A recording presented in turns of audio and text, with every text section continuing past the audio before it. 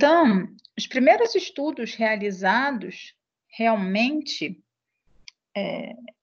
para síndromes genéticas, né, foram feitos a partir dos cromossomos, né, dessas descrições, né, dessa percepção de que os cromossomos de fato, né, são veículos de hereditariedade, né.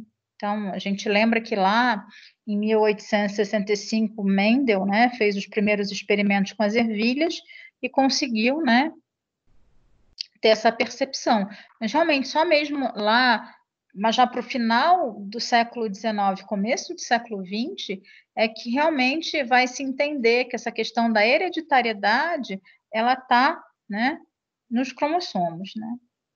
E depois que a gente tem essa descrição da meiose voltada, né, para o significado genético e a determinação de que a gente tem um número diploide de cromossomos humanos, né, numa célula somática, é que a gente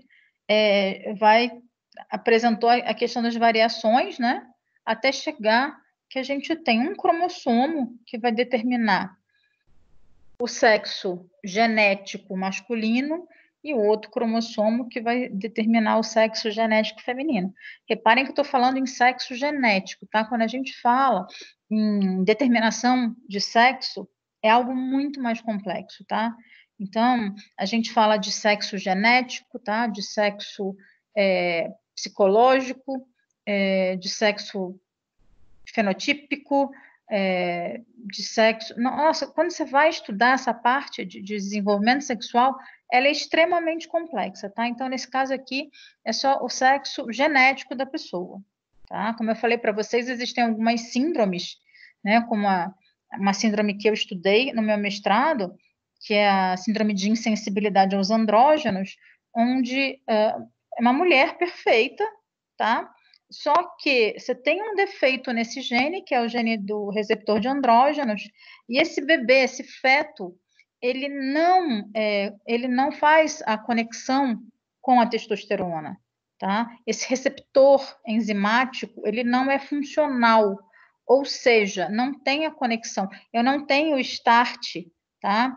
Dessa cascata funcional que é necessária para ver toda a questão dos caracteres sexuais secundários masculinos. Então, vai se desenvolver como uma menina, como uma mulher, tá? Toda a cascata necessária, hormonal, não vai acontecer. E aí, quando chega mais ou menos na época da menstruação, essa menina não vai menstruar, ela tem o que se chama de amenorreia, tá? Por quê? Porque, de fato, ela não tem nem útero, nem ovário, ela tem testículos. Durante o processo de diferenciação sexual, que acontece lá pela 6ª semana de vida do embrião, na verdade, você tem todos os canais, todas as estruturas, tá, dos órgãos genitais, eles ou vão dar origem, né, aos femininos, ou os tecidos são os mesmos, tá? Então, que podem dar origem aos tecidos masculinos ou aos femininos. Isso vai depender justamente desse desencadeamento de cascata hormonal. Então, como você vai falar para uma menina de 14, 15 anos que nunca menstruou que ela não é uma mulher? Lógico que ela é uma mulher, tá? Ela tem o sexo social, ela tem o sexo psicológico, ela tem o sexo comportamental feminino, tá? Ela só não tem o sexo genético. Então, por isso que eu falo para vocês, é algo muito mais complexo do que às vezes as pessoas costumam querer dizer o que é, né? Se é porque tem um cromossomo X ou um Y, tá? Mas aqui no caso, foi super importante para a gente entender como esse processo de determinação e diferenciação sexual começava, tá, a acontecer, tá? No finalzinho do século XIX, começo do século XX.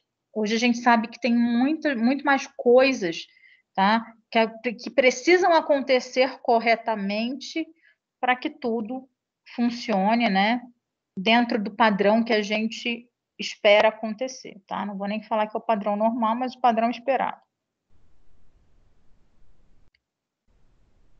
E uma outra síndrome também, que foi a primeira, na verdade, anomalia causada, né, e associada a uma aberração cromossômica, ela foi descrita em 1959, né?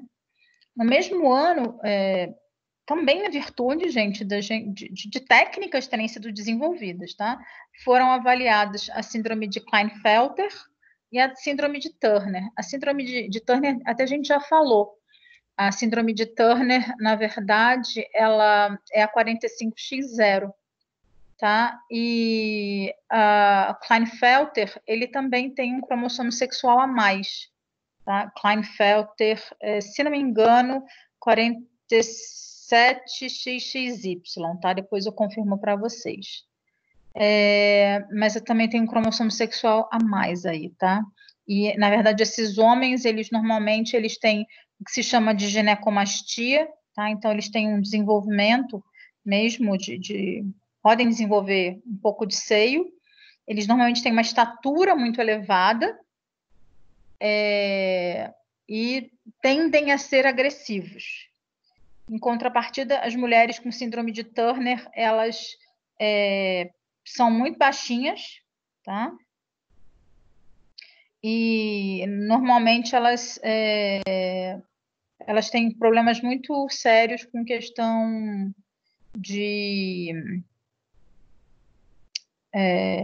com questões reprodutivas, tá? Então, como começaram a ter muitas descobertas referentes, né, a essas questões relativas a cromossomos, né, ou falta de, ou excesso de, os pesquisadores mundo afora, vamos lembrar que a gente está aí na década de 60, não existia internet, tá? Mal e mal, acho que nem fax existia ainda, tá, gente? Era um telex e olhe lá. Então, você não tinha toda essa globalização. Então, precisava, de fato, que uma nomenclatura para esses cromossomos humanos fosse criada para que todo mundo, tá, falasse, de fato, uma mesma língua. Então, em 81, ela foi criada, tá, no Comitê de Nomenclatura de Citogenética Humana. Então, partiu-se a partir de alguns pontos principais, tá? Então, aqui a gente tem os cromossomos sendo identificados por a sua posição, tá? Do centrômero, tá? Então, eu tenho um cromossomo aqui chamado de metacêntrico, tá? Porque meta de metade, tá? Então, eu tenho metacêntrico, onde meu centrômero fica na metade, certinha. O submetacêntrico, tá? Onde eu tenho um pouquinho, tá? Deslocamento um pouco para cima, mas esses meus braços de cima, tá? Que a gente chama de braço longo, eles, de braço curto, perdão, eles ainda são, tá, relativamente compridos. O acrocêntrico, que eu tenho braços bem curtinhos, tá? E o telocêntrico, onde eu não tenho nada, tá? Aqui eu só tenho só os telômeros, que são justamente essas porções finais que estão sempre ao final de cada cromossomo, tá? Nas extremidades, e que impedem os cromossomos de se juntar, as pontas, e que, na verdade, ao longo da nossa vida, essas estruturas que são super importantes para essa estabilidade cromossômica, eles vão se encolhendo, eles vão diminuindo, tá? E esse é um dos fatores extremamente importantes, tá? Um dos fatores fundamentais para a questão do envelhecimento, tá? A gente envelhece, na verdade, porque os nossos telômeros diminuem, tá? Esse é um dos pontos cruciais dentro do envelhecimento celular e consequente do nosso envelhecimento também, tá? Essa é uma das razões porque a nossa pele vai perdendo colágeno, porque a gente vai perdendo elasticidade, tá? Tem tudo a ver também com essa questão da perda dos telômeros na ponta dos DNAs, dos cromossomos, tá? Uma outra questão que eles padronizaram, além de chamar os cromossomos como metacêntricos, submetacêntricos, acrocêntricos e telocêntricos, tá? Foi, na verdade, identificar cada cromossomo pelo seu padrão de bandas, tá? Então, se vocês observarem, aqui tem o desenho das bandinhas, né? Aqui, na verdade, a foto da esquerda, a imagem da esquerda é um desenho, e eu coloquei aqui para vocês uma foto mesmo, tá? Então, isso aqui é o que se analisa ao microscópio, tá? Esse padrão aqui é o que a gente analisa durante um procedimento. Então, quando eu falei para vocês, quando eu comecei a estagiar, em 93, era isso que a gente estagiava, era esse tipo de padrão de bandeamento.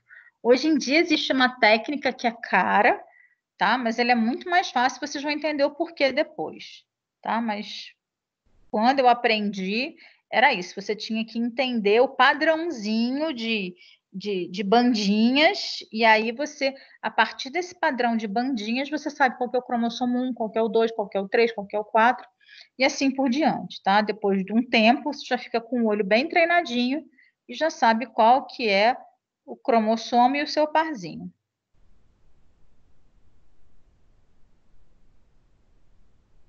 Então, a gente sempre arruma os cromossomos por pares. Ah, mas professora, por que um aqui está tão menorzinho que o outro? Porque um, de repente, durante o próprio processo meiótico, tá? Oi? Oi, Daisy. É porque um, de repente, durante o próprio processo de mitose, tá? Ele está na fase de metáfase, né? Ele deu uma encurtadinha a mais, tá? Então, às vezes, quando a gente faz a preparação, a gente pega, às vezes, uns um pouquinho menorzinho que os outros. Uns estão mais esticadinhos, outros estão um pouquinho menos, tá? Mas se ele está com um padrãozinho de bandas igual, não tem problema. Então, a gente vê se, de repente, esse encurtamento é porque está faltando algum pedacinho ou porque simplesmente ele está mais esticadinho que o par dele. Então, a gente separa sempre o cariótipo assim, tá? Quando a gente vai montar um cariótipo, a gente monta ele pelo par, tá? Então, par 1, o par 2, o par 3, o par 4, o par 5 e por aí vai, tá? Então, a gente tem os pares autossômicos numerados de 1 a 22 e os sexuais determinados, né, por X e Y.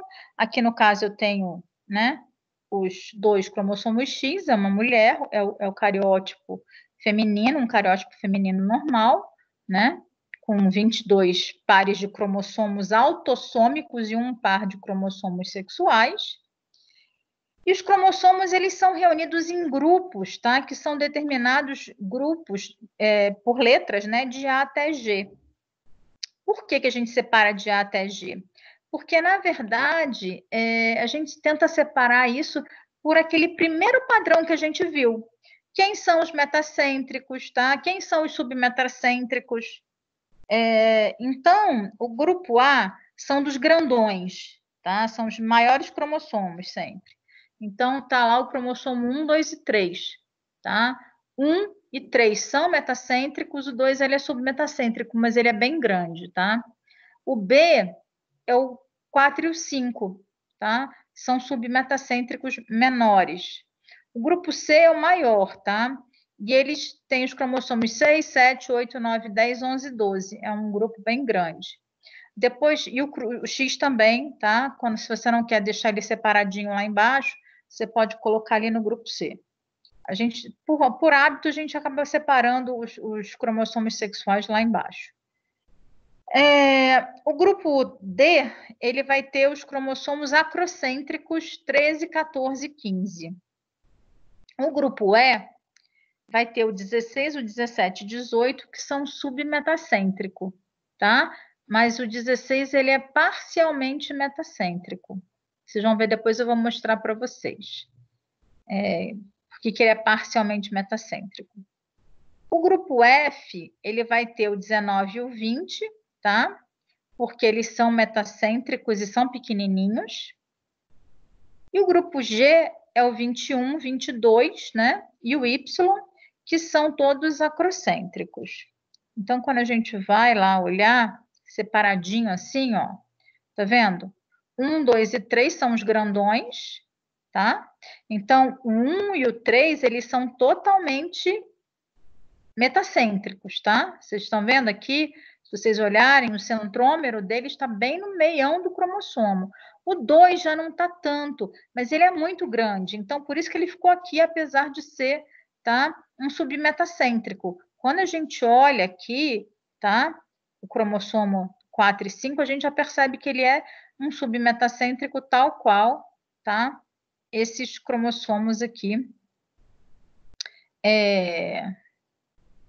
o 2, tá? Tal qual o cromossomo 2. Aqui vem o maior conjunto, tá? Que é o 6, o 7, o 8, o 9, o 10, o 11 e o 12, tá? É o conjunto, na verdade, mais complexo da gente fazer a separação, né? Quando a gente está aprendendo a fazer essa classificação, ela é a mais complexa, tá?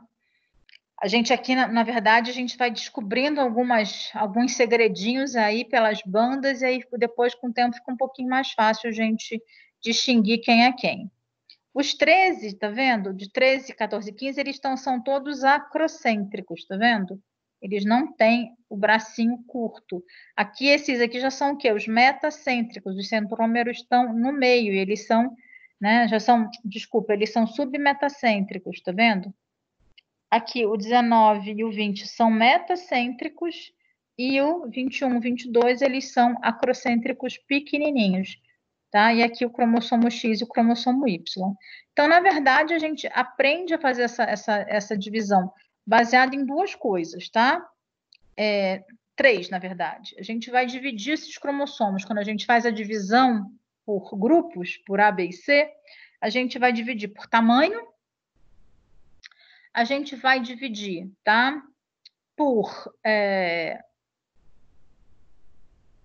posição do centrômero e a gente vai dividir por padrão de bandas.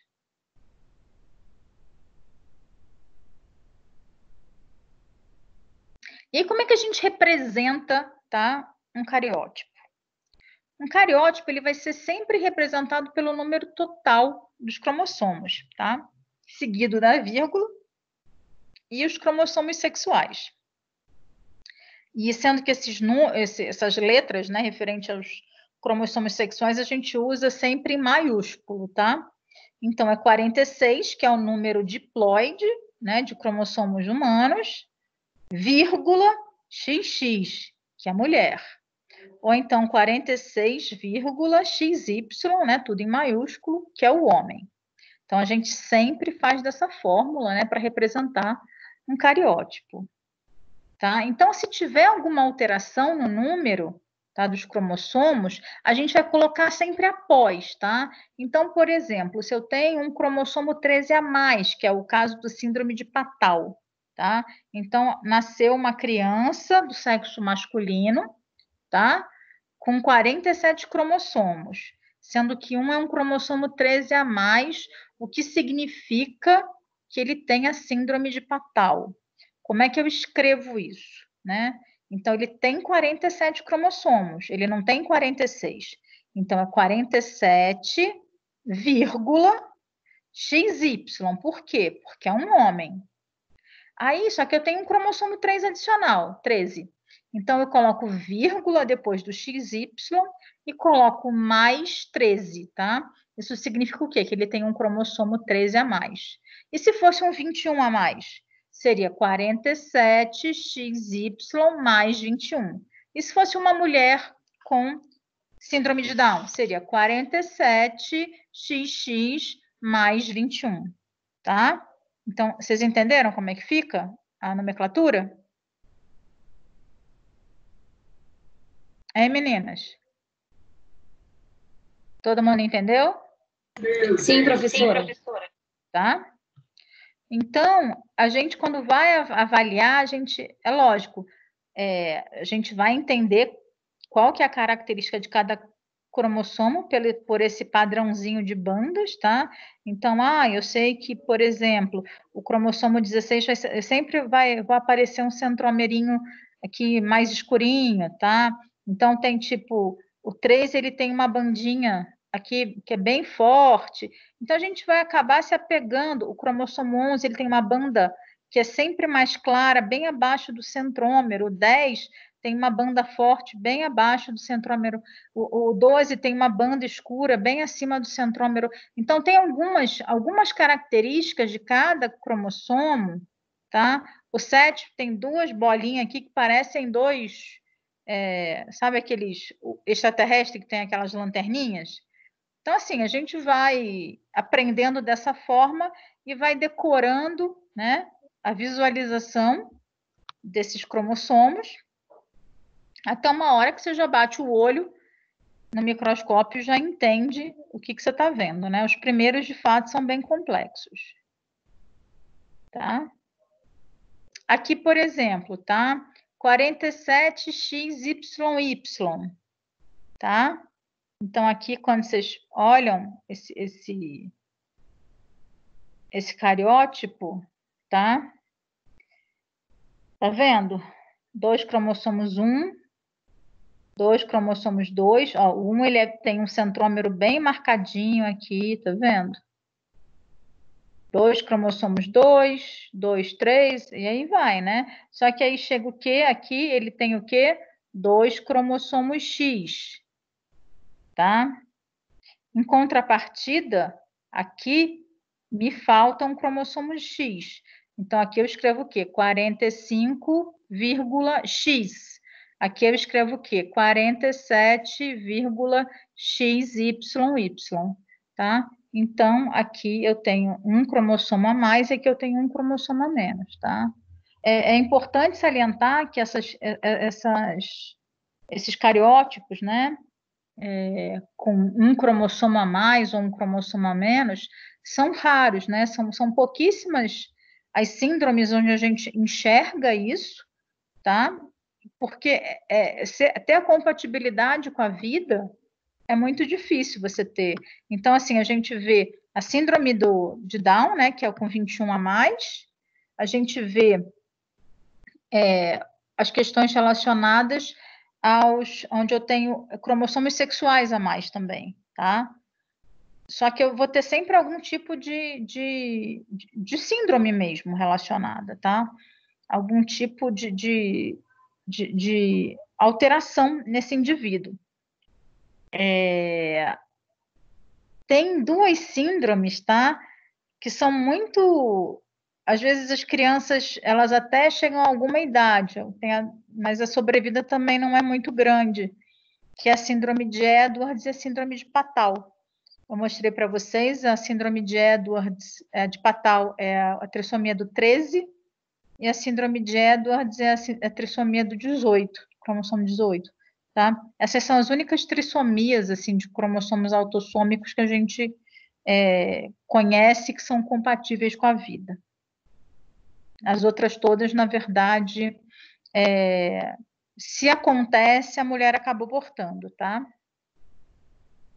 E algumas outras coisas que acontecem, gente, ou porque acontece no cariótipo, a gente às vezes tem que usar, tá? A gente tem que usar como representação. Porque a gente acha, às vezes, tá? Nessa análise desse cariótipo, tá?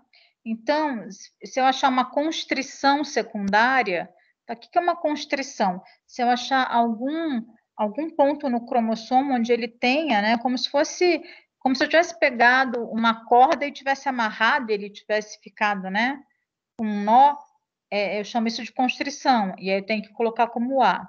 Se eu achar um isocromossomo, eu vou explicar para vocês já o que é um isocromossomo, a gente coloca que tem o izinho, tá?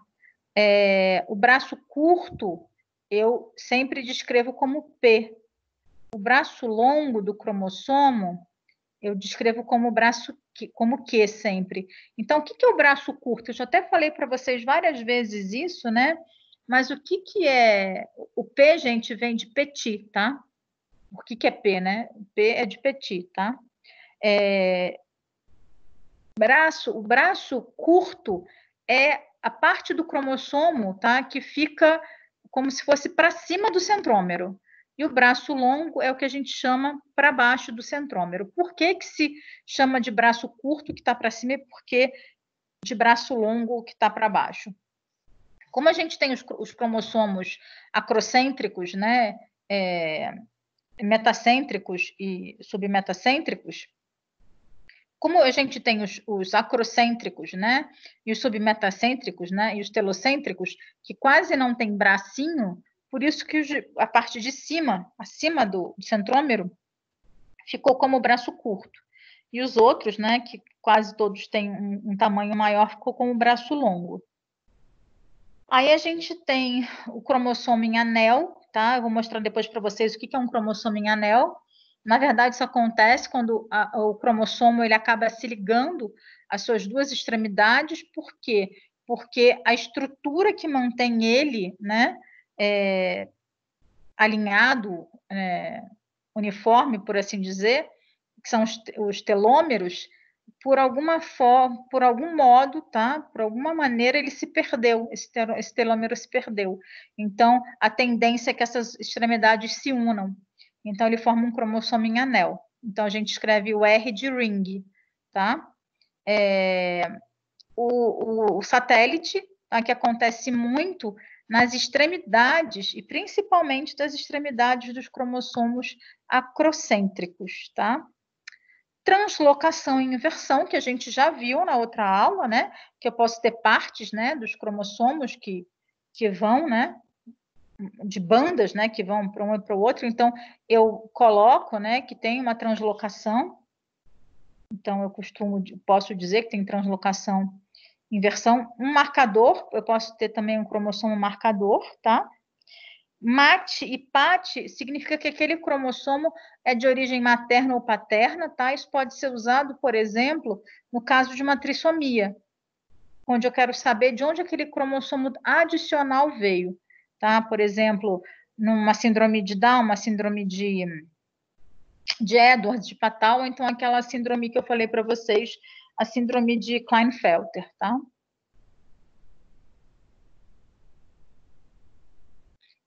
O ACE, tá? É um fragmento acrocêntrico de centrômero, tá? Ou seja, é sem centrômero. O 100 é o centrômero. DIC, né? É dicêntrico, ou seja, ele tem 2 centros. Tá? É tricêntrico, tem 3 centros. END significa endorreduplicação, tá? Depois eu explico para vocês. DEL é deleção, ou seja, quando eu tenho a perda de um pedaço. Dupli é quando eu tenho duplicação. Esses 4 elementos a gente viu naquela aula, né? Que é o que, na verdade, a gente acaba vendo mais dentro tá? A gente acaba vendo mais o quê? A translocação, a inversão, tá? A gente acaba vendo dentro o que a gente vê mais, gente, materno e paterno é quando, de repente, os pais querem saber, querem fazer essa avaliação de onde veio, tá, o cromossomo a mais. Mas o que a gente usa muito dentro, tá, de avaliação, satélite eu acabo usando muito pouco, o cromossomo em anel é muito raro de se ver, o curto e longo a gente usa muito, né, e os cromossomos também é mais difícil de se ver, mas o que a gente usa, o que a gente acaba vendo mais dentro de um laboratório é justamente translocação, inversão, deleção, duplicação, tá? E a inserção. Aí a gente pode ter a translocação recíproca, tá? De repente aconteceu a translocação de um para o outro, tá? Mas do mesmo cromossomo. E a translocação robertsoniana. O que é uma translocação robertsoniana? Por que ela tem esse nome? Por que ela é diferente? Ela acontece só entre cromossomos acrocêntricos, ou seja, aqueles que têm o bracinho bem curtinho, tá? Esses bracinhos curtinhos se juntam, eu tenho essa junção de centrômeros, e esse cromossomo, esses 2 cromossomos acrocêntricos, tá? Eles ficam parecendo um cromossomo centromérico, eles parecem agora um cromossomo metacêntrico.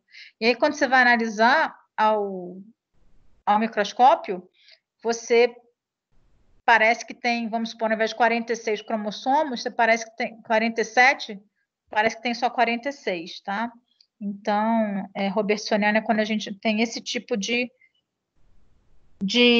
Você pode, às vezes, ter uma translocação robertsoniana no indivíduo normal, e ele ter 45 cromossomos. Por quê? Porque, de repente, o cromossomo 21 se fundiu com 22, tá? Mas essa pessoa é normal, isso pode acontecer, tá? Aí, acontece esses 2 pontinhos só. É uma quebra sem reunião, tá? Como uma deleção na porção terminal. Quando eu tenho 2 pontinhos e 2 pontinhos, ou seja, 4 pontinhos, eu tenho uma quebra e reunião. E quando eu tenho uma setinha, eu tenho que foi uma parte de um lugar para o outro, tá? De um cromossomo. Tá? Eu não quero que vocês decorem isso, obviamente, tá? Eu só quero que vocês entendam que isso existe, tá? Isso, na verdade, a gente, quando você trabalha, eu trabalhei 2 anos com isso, então a gente meio que tinha que saber isso na raça. Mas, tá? Eu só quero que vocês saibam que se tiver um cariótipo com alguma dessas terminações ao lado, é porque existe alguma coisa diferente, aí vocês vão ter que olhar o que é, tá? Se tiver um índice, é uma inserção, se tiver uma dupla, é uma duplicação, se tiver um del, é uma duplicação, se tiver uma uma robertsoniana, tá? Se tiver uma ínvia, é uma inversão, se tiver um T, uma translocação, e assim sucessivamente, tá?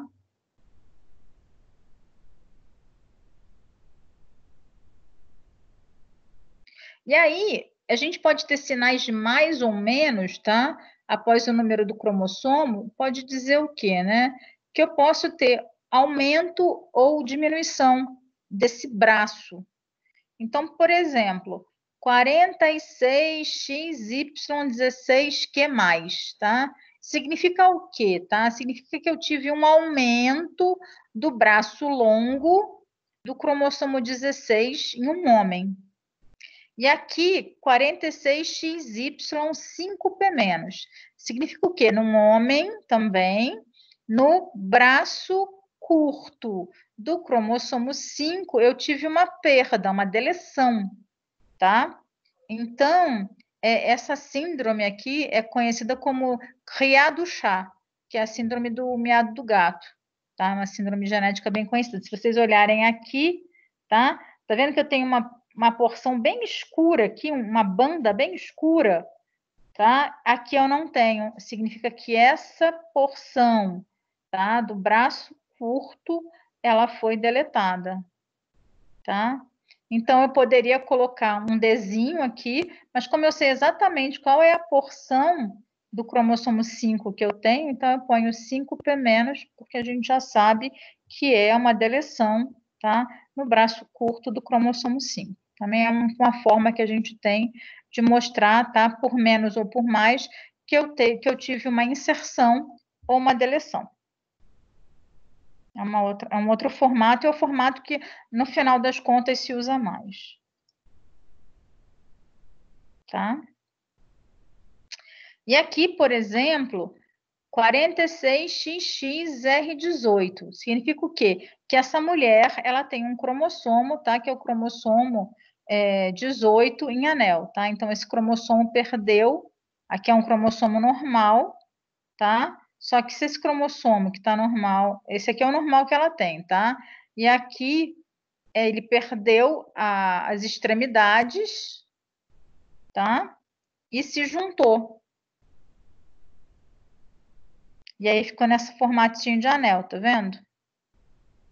E o isocromossomo, tá? Uma mulher que tem um isocromossomo, tá? Só que é do braço longo do cromossomo X. Poderia ser um isocromossomo do braço curto? Poderia. Por quê? O que é um isocromossomo, gente? Tá vendo aqui que eu tenho o cromossomo? Tá? Então, o que é um isocromossomo? Iso sempre de igual, né? Quando a gente fala de isômero. Isômero é porque é igual, tá? Então, iso significa sempre igual. Então, cromossomo significa que isocromossomo eu tenho o quê? Um cromossomo que é feito de partes iguais. Então, esse cromossomo aqui, ele tem o quê? Tá? Ele é feito todo de de partes iguais desse braço longo, tá? Então, ele não só tem as cromátides irmãs dele aqui, como tanto o braço longo dele quanto o braço curto dele são iguais. Não são iguais porque têm o mesmo tamanho, são iguais porque a composição dele é igualzinha, tá? É como se tivesse duplicado e tivesse rebatido ele para cima, tá? Então, é um isocromossomo. Vocês entenderam o que é o isocromossomo? Entenderam? Hein, gente? Sim. Está aprendendo pela figura aqui? Acho que a figura deixa bem claro, né? Tá? É como se perdesse essa parte aqui, essa perninha fosse para cima, depois ele duplicasse, ficasse, né? Com tudo isso aqui igual.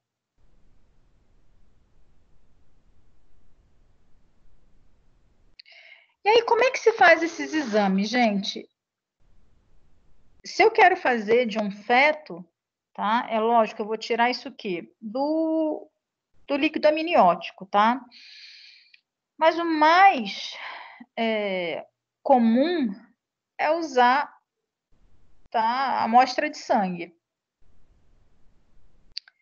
Essa amostra de sangue, ela é colocada em cultura.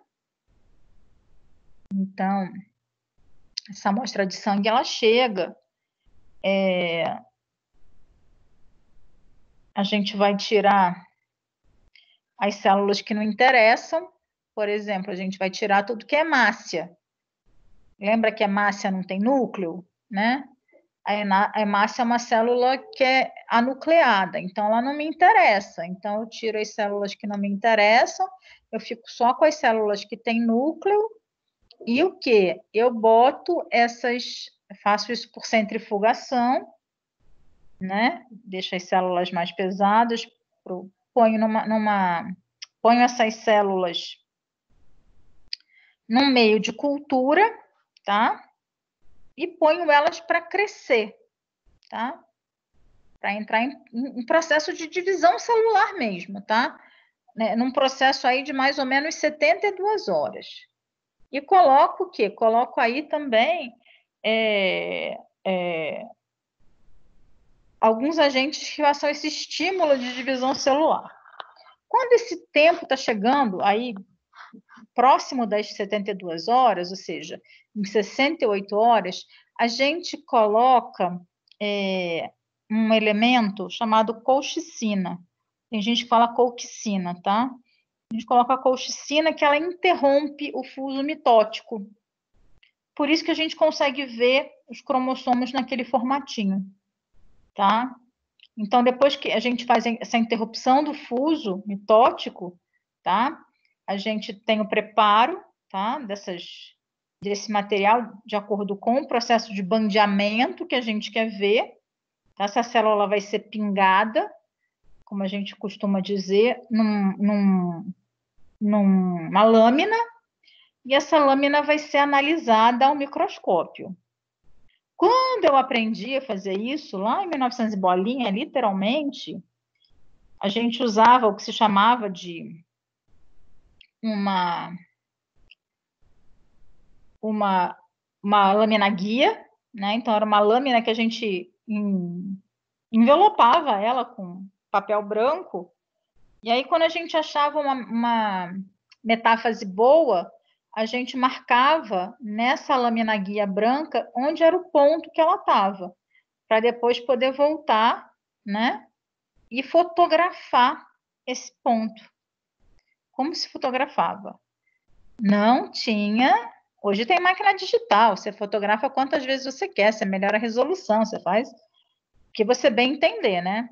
Só que não. Então, tanto que a gente marcava os pontos e dava para a pessoa responsável, que era o fotógrafo responsável, porque só em um dos microscópios que tinha o equipamento de fotografia. Então, era com um rolo de filme, ele fotografava, e depois a gente tinha que revelar essas fotos, tá? E uma vez essas fotos reveladas, a gente literalmente pegava a foto revelada e cortava os cromossomos para fazer, tá, o pareamentinho deles e colava isso numa folha de papel. Então, esse era o jeito que se fazia no final da década de 90, tá, gente? Acreditem se puder, mas era assim que era feito. Tá? Então, aqui tá vendo? Ó? Aqui já é um modelo muito mais moderno que tem o quê, tá? Até procurei um modelo mais antigo, mas não achei. Mas aqui até já é um modelo com uma máquina digital, tá? Mas antigamente era máquina de filme, você tinha que ir numa sala escura, revelar o filme, depois revelar a foto, fazer todo aquele processo de revelação, rezar para dar tudo certo, para não queimar filme, para não queimar, para conseguir expor a foto bem, tá? Então, depois disso, você faz a ampliação das metáfases, né? Faz as cópias, recorta, né? E monta daquele jeito bonitinho. Então, uma análise, na verdade, ela demora bastante tempo a ser feita, tá? Quem tem mais experiência consegue fazer 2, 3 análises por dia, né? Mas quem está começando, espera um pouquinho. Ah, eu parei a apresentação, deixa eu voltar. Errei, peraí.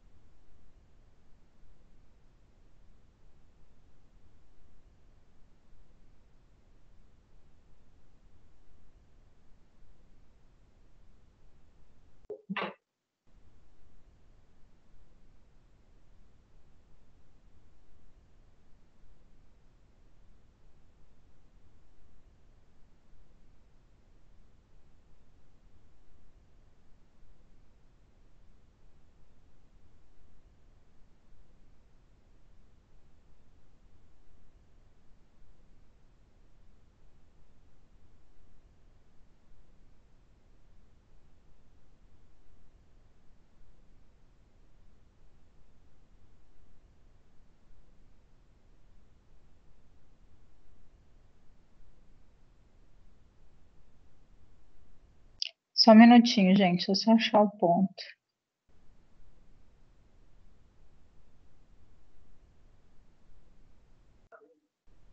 Me empolguei. Estava lembrando dos meus tempos de laboratório. Como era gostoso fazer isso.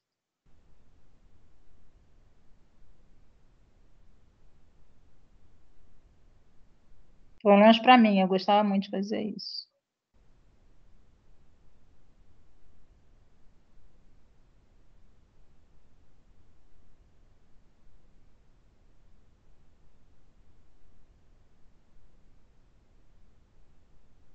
E aí a gente faz a montagem. Esse cariótipo, eu achei que ele tá bem bonitinho, tá vendo? É um cariótipo feminino, tá? Tá vendo aqui, ó? A gente tem 2 cromossomos X, mas se vocês repararem, eu acho que para vocês deve estar até maior, mas se vocês observarem, as bandinhas dele estão muito bonitinhas, tá? Quando a gente pega esse padrão de bandeamento, você quer chorar, porque é maravilhoso você fazer esse tipo de análise com esse tipo de bandeamento. Porque assim, olha, se vocês pararem para ver aqui comigo, olha, o cromossomo 3, ele é super metacêntrico e ele tem, ó, tá vendo? Ele tem essa parte clara aqui e aqui também. Então, quando está visível, é muito fácil ver o cromossomo 3. O cromossomo 1, aqui ele tem essa banda escura bem aqui também no meio e também aqui, meio que aqui distante, tá? O cromossomo 2, ele tem essas 2 bandas fortes aqui e essa banda clara aqui, tá? O 5, ele tem essa banda bem escura aqui, que lembra que eu mostrei para vocês que no criado chá, que é o 5P-, não tem? Tá? Ele tem essa banda escura e tem essa banda escura aqui no meio do braço longo, tá? O 4, ele tem também essa mesma banda escura, mas ele tem mais uma banda escura abaixo do centrômero e tem também mais uma banda escura aqui também. Então, ele tem 3 bandas escuras bem pronunciadas. Então, é fácil de distinguir por isso, tá? O cromossomo 6, tá? Ele tem 3 bandas bem sequenciadas, bem escuras. e tem uma aqui que é meio clarinha no braço curto. O 7, eu acho ele muito bonitinho. Se vocês olharem, ele tem uma banda que parece 2 olhinhos. Não sei se vocês conseguem enxergar. Parece a minhoquinha com 2 olhinhos. E aí aqui embaixo ele tem o quê? Ele tem mais 2 bandinhas. Então é muito característico do cromossomo 7, tá?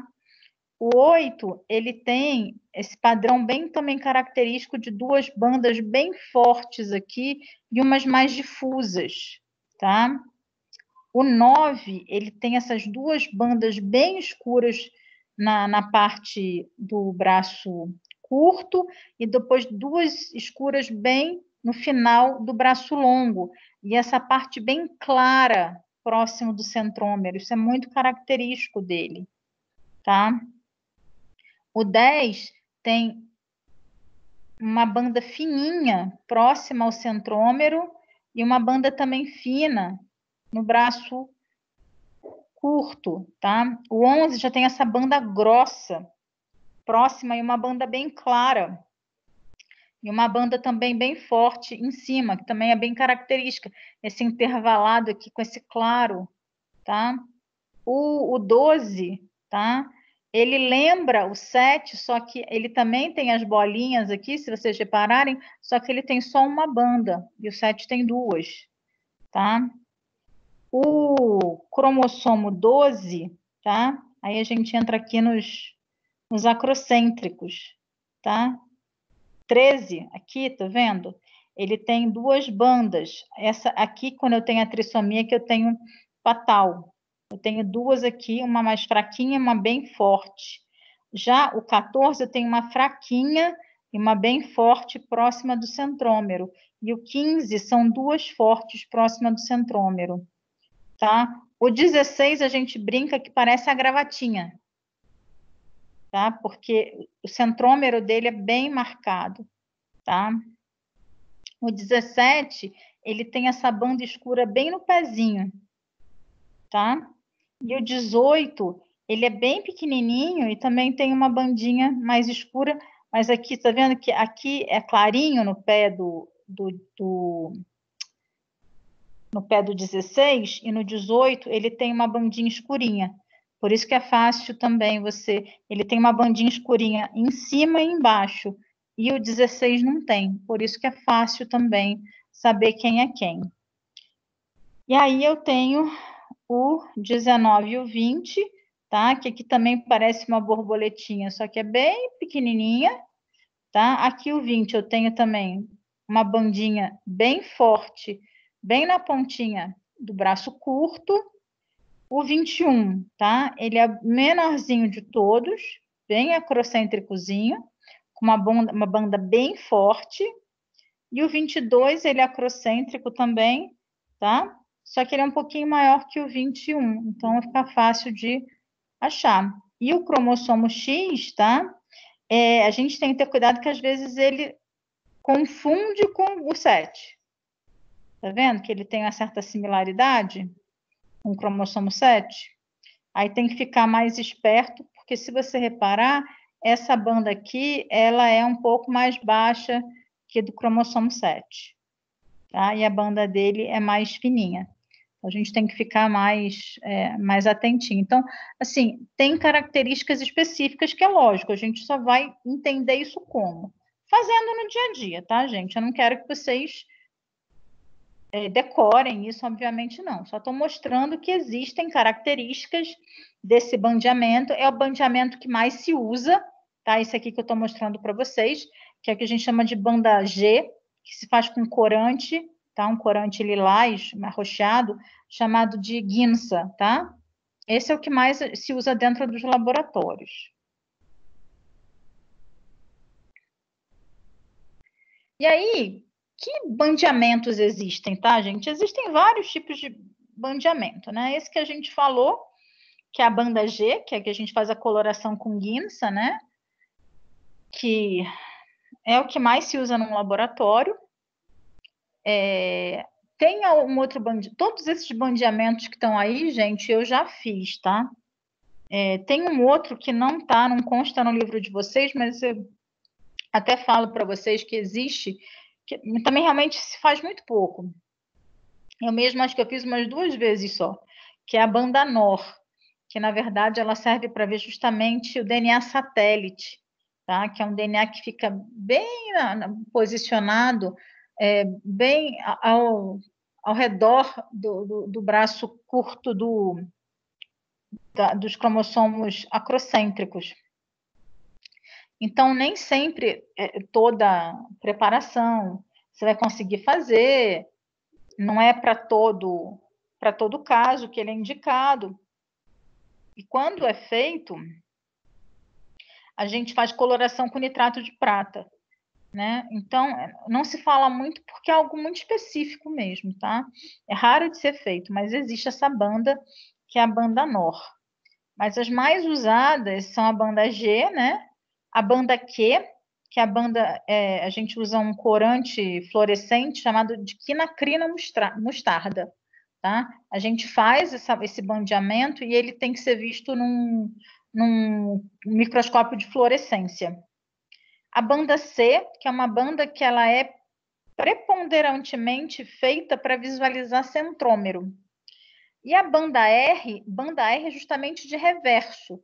Ela vai identificar as bandas opostas às bandas que são vistas na banda G.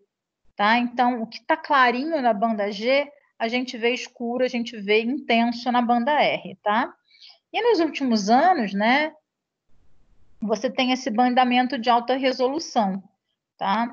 Então, é um bandeamento muito difícil de ser interpretado. Por quê? Porque a gente está acostumado a ver aquelas poucas bandas. Então, você vê os cromossomos super esticados com muitas bandas, tá? Eu não cheguei a analisar, eu vi pessoas, né? Eu vi alguns técnicos, isso mesmo assim, eu já estava, na época, no mestrado, eu já não trabalhava mais com isso, mas eu vi, cheguei a acompanhar o pessoal fazendo a técnica, achei muito legal, mas assim, para analisar é super difícil, tá? Porque esse cromossomo está super esticado, então você tem ele é muito mais preciso, tá? Porque você tem uma quantidade de bandas para analisar maior, mas ele é muito mais criterioso, muito mais complexo de ser analisado, tá?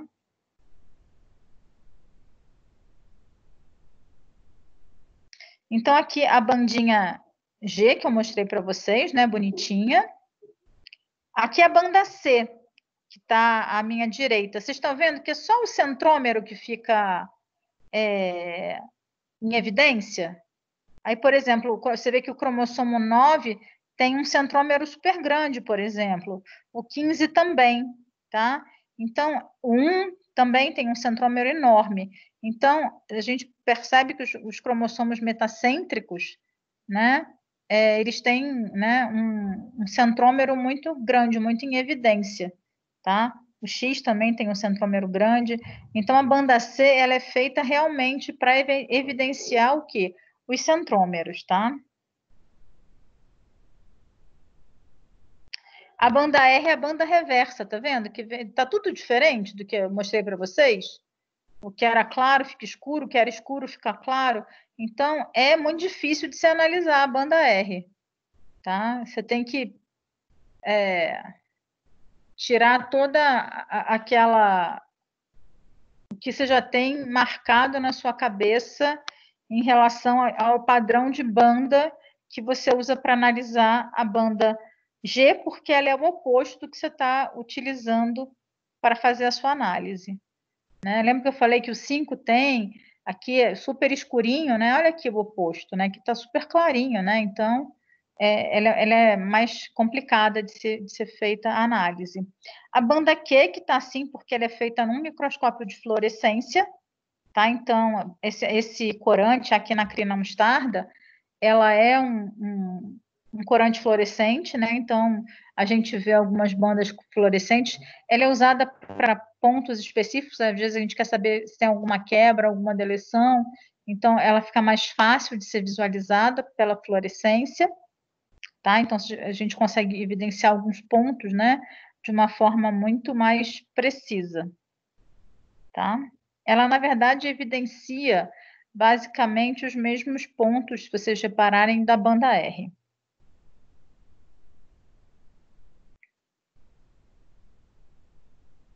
E essas bandas, né, acabaram sendo subdivididas em subbandas, né, com ótipos, né, com até 1000 bandas, né? Então, por exemplo, 46, né, XY, um homem, tá? Que tem um anel, que tem um cromossomo em anel, tá? Do cromossomo 2, que começa, tá? Na porção, na banda 21 do braço curto, tá?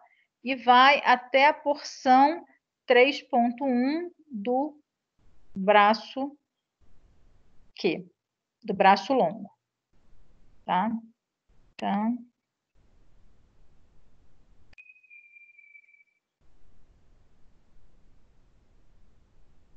Então, e aqui tem uma fórmula que é o XP21, que é o cromossomo X com braço curto na região 2, banda 1 e subbanda 1, tá? Então, o pessoal acaba ficando, né, tudo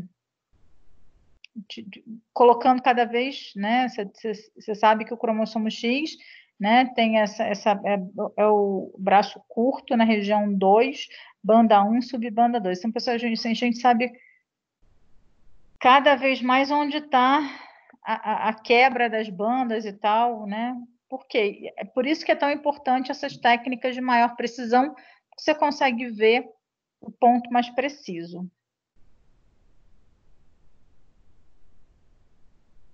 E aí também, mapeamento de genes, né, por cromossomos, começaram também a ser utilizados, né, com essas técnicas. Hoje em dia se usa muitas outras técnicas, tá? Mas isso ajudou muito, né, a fazer segregação de caracteres celulares e de cromossomos, em alguns clones de células somáticas, fazer hibridização de DNA e RNA e um monte de outras coisas, tá? Mas essa parte toda de cromossomos, né, ajudou muito, por exemplo, a entender qual que era a posição nessas sondas, ajudou muito a entender aonde, em que posição os genes ocupavam dentro dos cromossomos humanos, tá? Para poder montar até mesmo o nosso genoma. Então, por exemplo, aqui, tá? O pessoal consegue saber, né, nessa porçãozinha aqui, quais são, tá, os genes que existem, né? Então, eles ampliaram aqui. Então, nessa porção aqui, eu tenho esses genes todos aqui, tá? Como é que o pessoal conseguiu fazer isso, né? A maior parte das vezes, pelo uso de sondas de DNA, de RNA. Tá? Só que no laboratório, gente, para essa parte, né, a primeira técnica que começou a ser usada, a primeira parte para se fazer, tá, isso aqui, era a radiação que se usava, material radioativo, tá? Tudo começa sempre com material radioativo, tá? Todas essas técnicas moleculares, elas começam com análise de material radioativo. Hoje em dia não se usa mais, tá? Hoje em dia material radioativo não se usa mais, não entra mais em laboratório, quer seja para fazer Southern blot, Western blot, Northern blot, para fazer sequenciamento, para fazer as técnicas cromossômicas, tá? Mas num primeiro momento, toda a parte de marcação radioativa foi muito importante, tá? O método de Sanger, né, descoberto lá em 70, ele foi o fundamental para que a gente conseguisse fazer essas primeiras descobertas, que a gente fizesse decifrasse essas questões do genoma.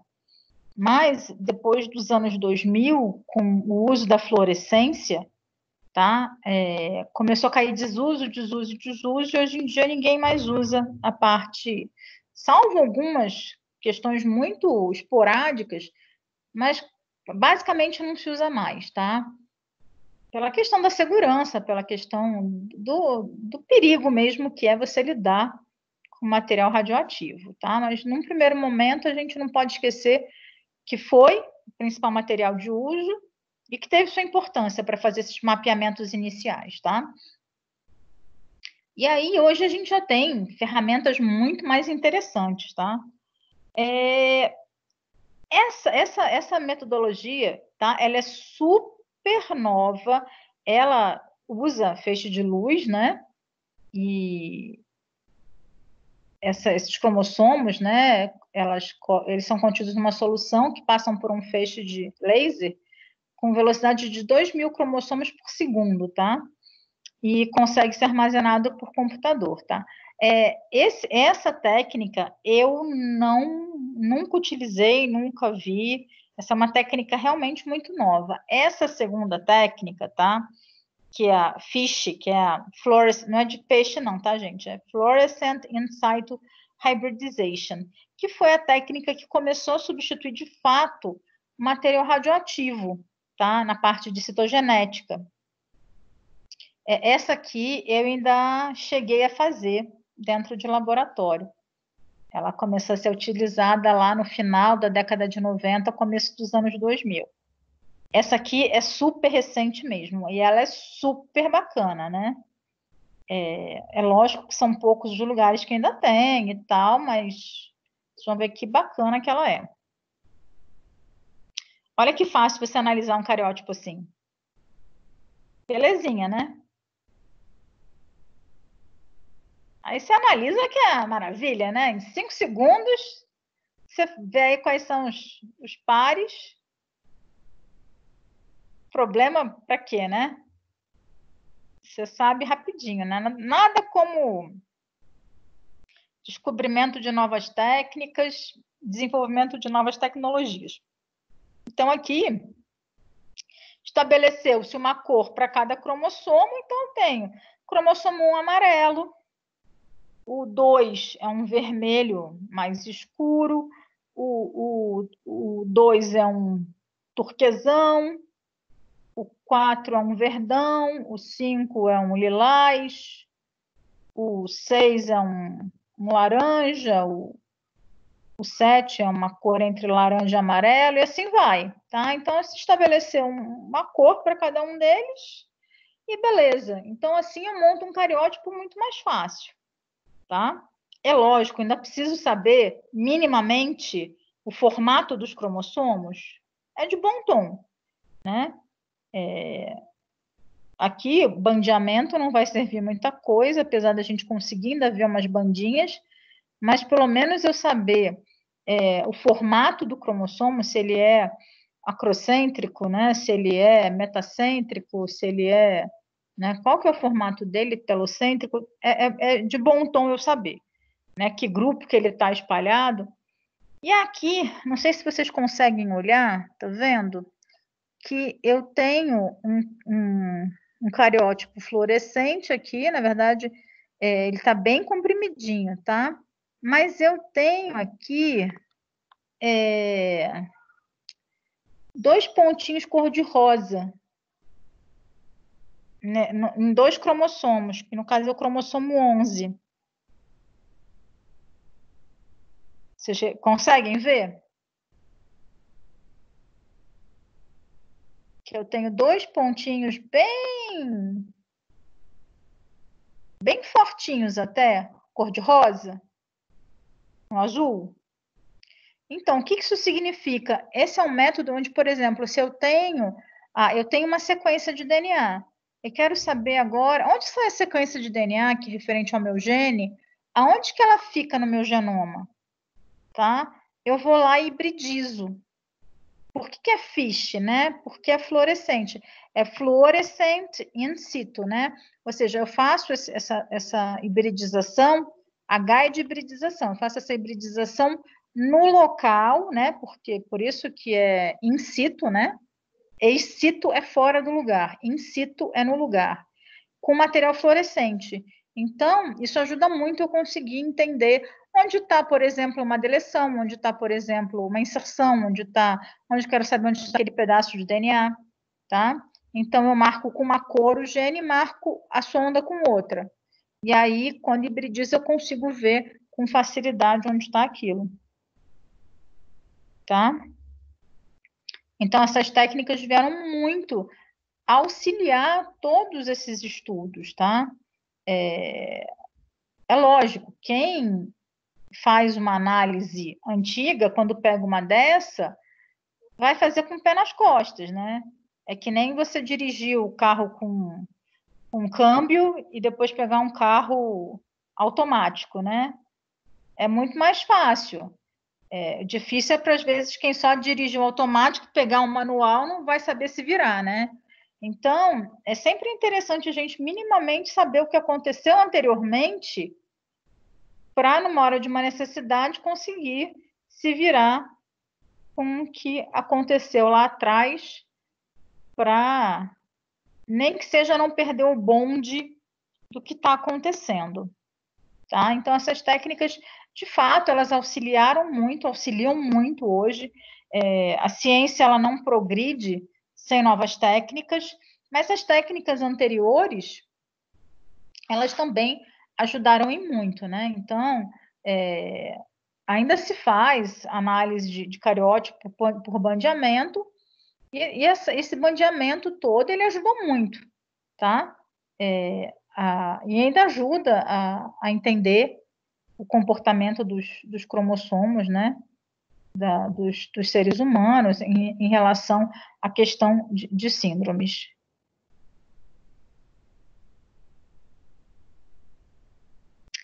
E a síndrome de Down foi a primeira anomalia, como eu falei para vocês, né, detectada na espécie humana. Depois foi a síndrome de Patau e depois foi a de Edwards, né? Patau é 15, tá? E Edwards é 18. Cromossomo 18, trissomia do cromossomo 18. Patau, você ainda encontra algumas crianças que conseguem sobreviver um pouquinho mais, tá, gente? Mas Edwards é muito mais raro, tá? A sobrevida de Edwards é muito mais difícil. São crianças que nascem com muitos problemas associados, tá? Então, por que Down tem nome? Por que essa síndrome existe, né? Porque quem descobriu foi John Langdon Haydon Down, tá? E ó, foi em 1866, tá? E alguns outros, né? Pesquisadores. Então, na verdade, existe, tá? Uma região dentro do cromossomo 21 que é a parte distal do braço longo, né, que é o 21q22, que é encontrado um gene, tá, que produz a enzima superóxido dismutase, tá? Aí é que tem todo o problema. Então, antes de fazer o cariótipo da verificação na suspeita da síndrome de Down, se faz a dosagem da enzima SOD1, tá? Que é um procedimento mais rápido do que fazer o cariótipo, né? E uma dosagem acima de 50% já é um indicativo de trissomia, de que a criança vai ter síndrome de Down, né? Então, apesar, né, das crianças que terem Down, tem o cariótipo 47, né? XX ou XY, devido a essa trissomia livre do 21, né?